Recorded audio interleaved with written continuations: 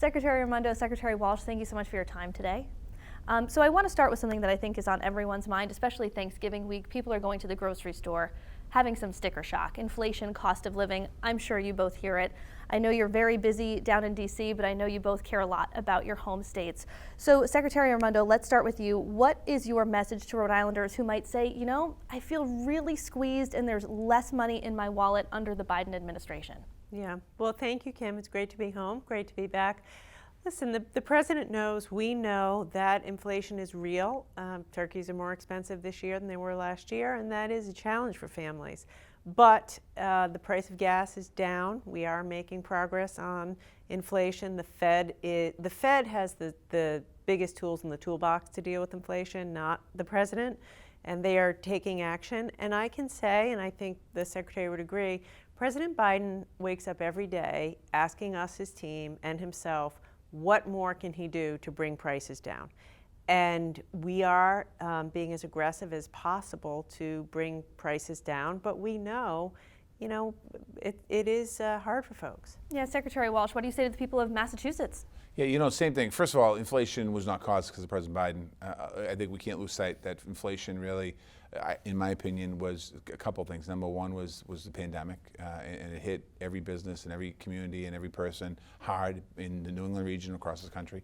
Number one. The second is what's happening in Ukraine right now. It's adding to global pressures of inflation around the globe, and the economy is really a world economy right now. So when you look at that, double-digit inflation numbers in Europe. We're not quite there in the United States. We're actually starting to see some pressures come down. And in the beginning days of this administration, we knew with supply chain issues that inflation was going to be an issue. And the president went to work to make sure that we got the goods into our country. We made sure that we created a program in the Department of Labor to have more truck drivers. We had shortage of truck drivers. We had a lot of deficits. So, trust me, I feel the pressure that everyone else feels. We all feel it. We're doing everything we can to bring those costs down. I think that your question started with, people are going to be shocked. They're not shocked. They've been living with this now for quite a while, but want people to know that we're working very hard, particularly commerce and labor, to bring other pressures down, along with agriculture. Secretary Vilsack, we're working to bring those costs down at the kitchen table. Secretary Raimondo, are we heading towards a recession? Is that inevitable?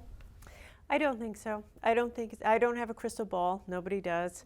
I don't think it's inevitable. There is a chance, but I'd rather be in America than anywhere else in the world right now, which is to say our economy is stronger than in Europe, certainly stronger than in China and other places. We have to bring inflation down. But if you look, and I talk to companies, CEOs of companies, big and small, and in every industry every week, they are still hiring. Companies are still hiring. The unemployment rate is still, below 4%. Companies are continuing to grow. They're investing. There will be a slowdown. You see it. There is a slowdown. The Fed's increasing rate to cause a slowdown. So there will be a slowdown. But there's a lot, that is good. Productivity is increasing, hiring is increasing, the labor market is still very strong. So I don't think that we are headed towards any kind of a major recession. And because of the president's leadership, we're investing, right? Like the reason I'm in Rhode Island today is to announce investments in broadband. We're investing in putting people to work, building roads, fixing bridges, clean water. So we keep our eye on it every day, but it isn't a top worry. She just mentioned that companies are still hiring. Unemployment rate is very low, but yet we continue to hear, Secretary Walsh, from employers that they cannot find enough workers, staffing shortages, businesses closing early in all different types of sectors. Where are the workers? Well, if we were headed towards a recession, those problems wouldn't be happening, first and foremost. And what we're doing, there are workers out there. The problem of shortage of workers happened long before the pandemic. We just weren't talking about it every single day, and I think the pandemic shined a spotlight on that. We're working, my focus at the Department of Labor really is about workforce development and training and getting people skilled up for the jobs that are needed in America right now. One area that's really hurting in our country that has not recovered from the pandemic, and really the only area, is hospitality. And a lot of those folks pre-pandemic were working in those industries. Maybe it was a second or third job, and then they found other jobs, other employment. So we have to be a lot more intentional about workforce development, job training, not just on a federal level, but working with states and governors and mayors. That really is the way. When Secretary Raimondo was the governor and I was the mayor, we worked very closely with job training to make sure we had people skilled up. And there are people out in the world that aren't working right now. They're not included in the number for some reason. We lost 1 million workers, or we lost about 700,000 of the 1 million people during the pandemic that passed away. We have people that have been underemployed for years. We need to find those folks and get them into programs to get these jobs that quite honestly, this administration is creating. I want to ask you a Rhode Island question while I have you in front of me. A court recently ruled that truck tolls under the roadworks plan, which you enacted as governor, were unconstitutional. What was your reaction? Were you surprised when you heard that ruling?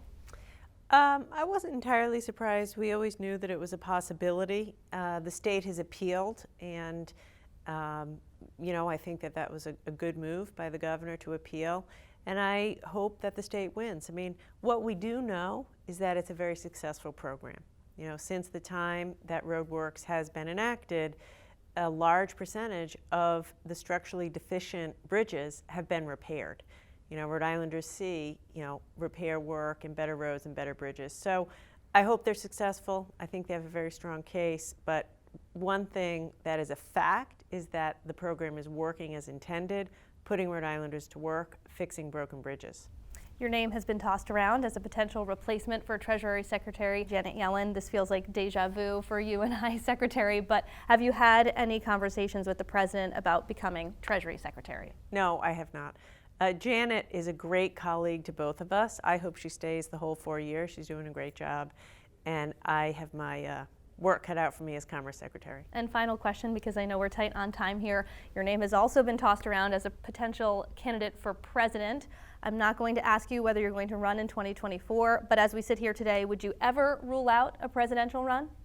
So the answer to am I running in 2024 is an absolute no, because President Biden intends to run, and he is doing a fantastic job.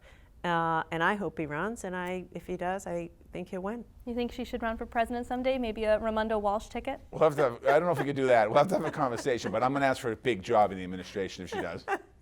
Fantastic. Secretary Raimondo, Secretary Walsh, thank you both so much for your time. Happy Thanksgiving to everyone.